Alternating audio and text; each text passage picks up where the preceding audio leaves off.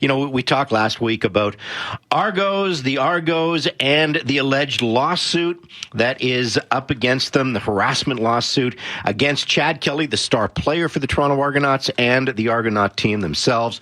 Of course, this individual was with the Argos for 5 seasons and allegedly was harassed by the star quarterback and told the assistant general manager about it. He tried to sweep it under the table. So not a good look for the Canadian Football League, not a good look for the Argos, not a good look for the star player in this situation. And we did finally get a release from Randy Ambrosie, the commissioner of the Canadian Football League today. The CFL has in fact opened an investigation on this situation. The CFL, this is the quote from the press release, the CFL is committed to creating a healthy and positive working and playing environment for all those associated with the league and its members' clubs. We take the allegations against the Argos and Mr. Kelly very seriously, and we have opened an investigation in accordance with the league's gender-based violence policy. Out of respect for the process and all the parties involved, we will not be able to provide further comment until our investigation has been completed. Once that investigation is completed, Sarah, it's going to be very interesting to see what in fact happens to the star player and the Toronto Argonauts. Don't forget, the Toronto Argonauts are owned by Maple Leaf Sports and Entertainment. They are a big money group in the city of Toronto, and the Argos are very important to the Canadian Football League. So again, we're going to see where this one falls out. Coming up after your 4:30 news, do you have one of these people in your family? If it is their birthday tomorrow on Leap Year Day, the next story is for you. This is Global News. I'm Russell Skeet. It's part of the Cloudy and Plus One at 4:30. The Alberta government has laid out new rules to guide future wind and solar development in the province as a 7-month pause on new project approvals comes to an end. The Alberta NDP says what could be considered a pristine viewscape, though, can be very subjective. That was one of the new policies introduced by the UCP government today and would include a ban on new wind projects located within 35-kilometer buffer zones around protected areas and other pristine viewscapes are designated by the province. Banff Kananaskis MLA Sarah El Maligi says while the mountains can be argued as the most beautiful place in Alberta, if you talk to those in the prairies, they could argue that area is considered a beautiful viewscape too. So how do we distinguish which viewscapes are being impacted? Is 35 kilometers enough or not enough? Maybe some people think windmills are actually a pretty thing on the landscape too, right? So the reason why viewscapes is not a part of land use planning is because it's too subjective to be effective. El Maligi says another thing, that the fact the government wouldn't say if all industries like oil and gas would follow the same rules. The head of the group representing rural municipalities says communities are going to go bankrupt if delinquent oil and gas producers don't start paying their taxes. Paul McLaughlin, president of Rural Municipalities of Alberta, says industry operators missed $43 million in payments last year for a total of nearly $252 million worth of unpaid taxes. He tells QR Calgary's Rob Breckenridge the Alberta Energy Regulator is turning a blind eye to it. The AER can become a regulator and not a cheerleader. There's zombie companies that are wandering around on the landscape that their liabilities far exceed their assets. And what they do to get by is they don't pay surface leases or taxes. There's a part of the industry no one wants to talk about. McLaughlin says they're just asking the AER to enforce the rules that require taxes to be paid in order to operate a well in the province. 15 years after Calgary began its Blue Bin recycling program, a new plant will begin taking the city's recyclables on Friday. GFL Environmental was a successful applicant to build a new materials recovery facility, taking over from Cascades Recovery Plus. The city's Sharon Howland says it will use new technology like robots that can pick out a certain type of material, such as the plastic used in milk jugs and washer fluid containers. Out of any plastic grade, natural HDPE is actually worth the most. And so they want to make sure they're capturing all of it properly into the proper stream. So that's why at this time they've programmed that robot for that particular task. The new 70,000 square foot facility is in Rocky View County. The city expects to send 55,000 tons of recyclables there every year, including material from blue carts, community depots, and commercial collection. Calgary police are taking a deep dive into what needs to be done to tackle racism and build trust in our community. Today, they gathered to learn more about the Black experience and community perceptions of law enforcement. Uric Anthony Manu is providing his lived experience to police. He came to Canada from Africa as a boy, experienced racism, and turned to gang activity. I got beat up a lot because of that. Color of my skin, lack of English, coming from Africa and all that. So there was a lot of bullying going in school, and bullying was targeted at color of my skin, and actually which ended up me going in a different direction of being recruited into gangs. The Calgary Police Service unveiled its Racial Equity Office last year and new training in November. The work to tackle racism stems from the anger on Calgary streets 4 years ago during Black Lives Matter demonstrations and an acknowledgement by CPS that systemic racism exists within law enforcement. Breaking news when it happens. Our next scheduled news at 5. I'm Russell Skeet. Best thing is when I'm traveling or when you're downtown. It's definitely clear. Talk on FM. QR Calgary. Truman. Building Calgary's best. Visit trumanhomes.com. Live better. Live Truman.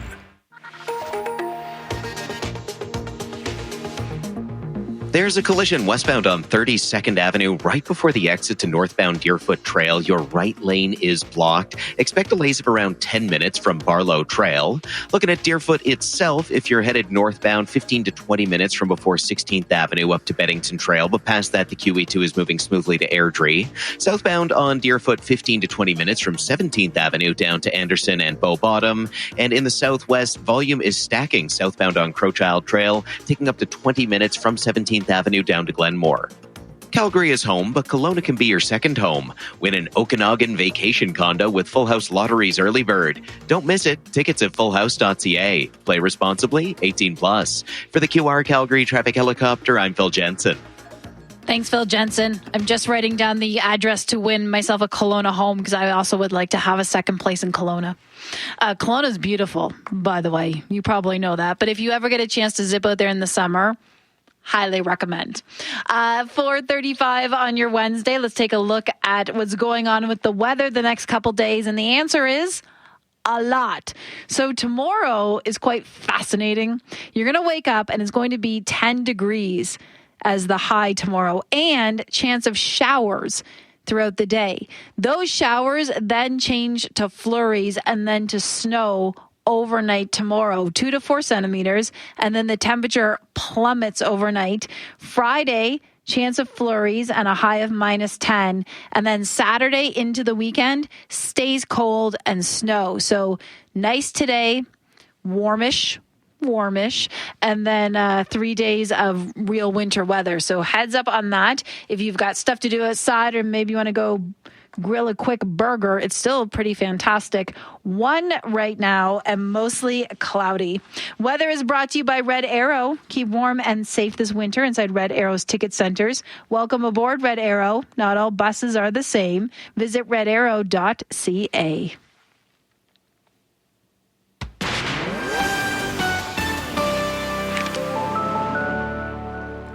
It's about this time we like to zip over to our friends at the Global News Hour at 6, talk to Joel Senek and find out what's on his show tonight. And I think the story you have is fascinating because it must be the coolest thing to have, Joel. A leap year birthday? Mm-hmm.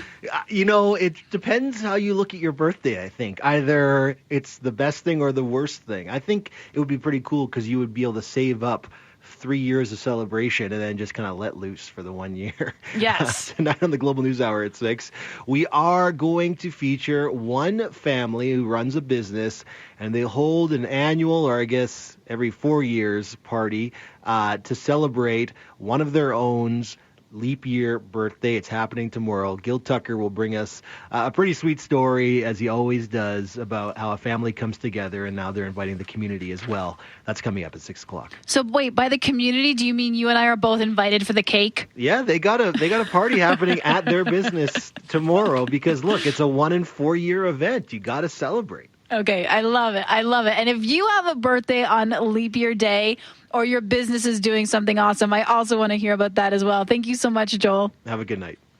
Let's take a look now at your business, which is brought to you by Furnace Family. Done right, day or night, Furnace Family. celpip.com.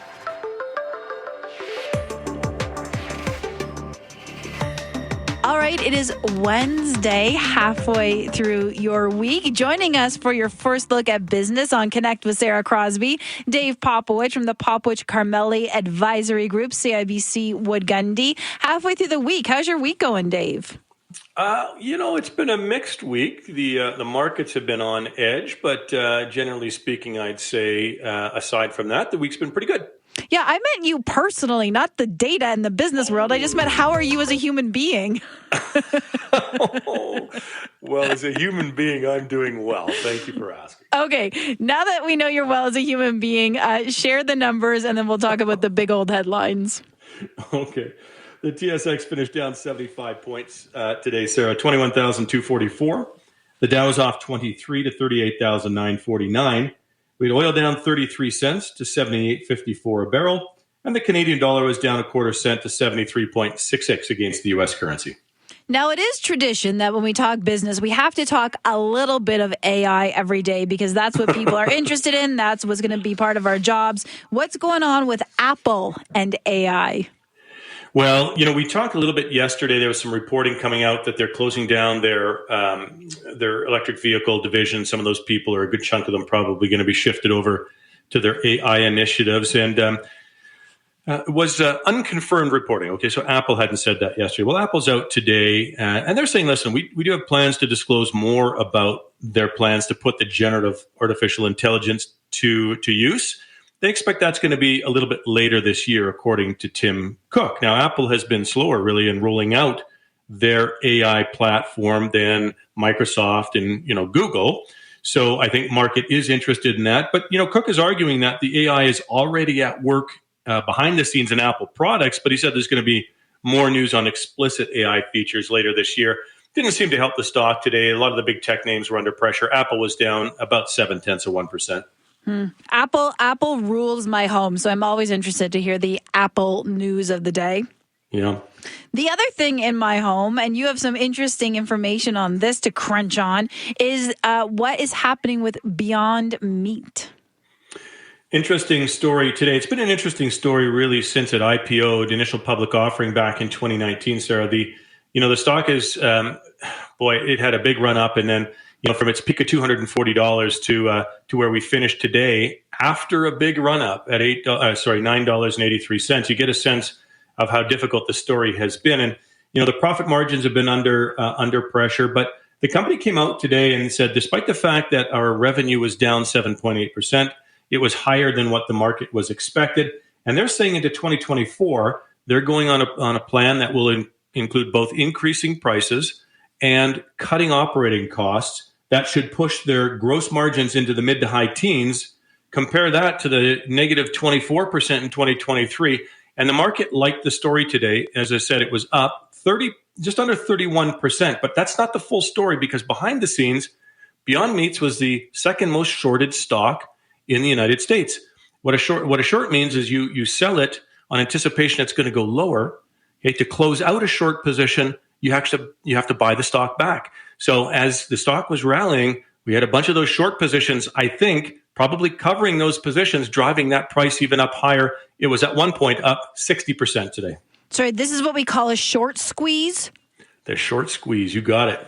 What an interesting phrase. Oh, we've got all kinds of fun stuff in our world. Okay, and finally, because I know you're talking about this with Sue and Andy, update on the Royal Bank and National Bank. What's going on there? Sure. We reported this morning, both beat expectations in terms of profit. Both increased their loan loss provisions more than expected.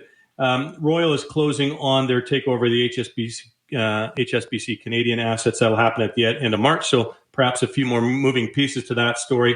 National Bank really beating expectations. The tail of the tape is Royal Bank ended up down 22 basis points or 0.2%. National had a nice day, up 2.3% today. Perfect. Okay. That's Dave Popowich from the Popowich Carmeli Advisory Group, CIBC Wood Gundy. We'll talk to you again in about a little bit more than an hour, and we'll do more. We'll do more. That sounds good. I'll talk to you then. Feeling caught in a neutral zone? When things start to go offside, you know it's time to play. It's easy to find your next favorite game at Bodog.net. Check out the latest sports odds and get free tips to help you score this hockey season. Visit Bodog.net today. Hashtag make a play. Free for play. Must be over 18. Please play responsibly. Earn on the things you need every day with the new Calgary Co-op app. Earn on the snacks in your basket and the meals in your cart. Earn on the fuel in your tank while earning on the groceries in your trunk. Get the new Calgary Co-op app to watch your annual member earnings grow every time you shop in every one of our stores. Plus, get $5 in instant Calgary Co-op bonus cash when you download today. The Calgary Co-op app. It's membership refreshed. Calgary Co-op app download and registration required. Visit calgarycoop.com for additional terms and conditions. I'm Susan Holzman with the Calgary Children's Foundation. QR Calgary salutes our Hero of the Month for February, Wade Kozak of the Kozak Financial Group with CIBC Wood Gundy. The Kozak Financial Group believes in giving back to the community by providing a helping hand to those in need. Their donation to the Calgary Children's Foundation will support the Autism Asperger's Friendship Society, which provides a social and recreational environment for kids with autism. The Kozak Financial Group, QR Hero of the Month. No, this isn't the fireplace channel. This is the sound of a modern wood-burning fireplace from GasTech.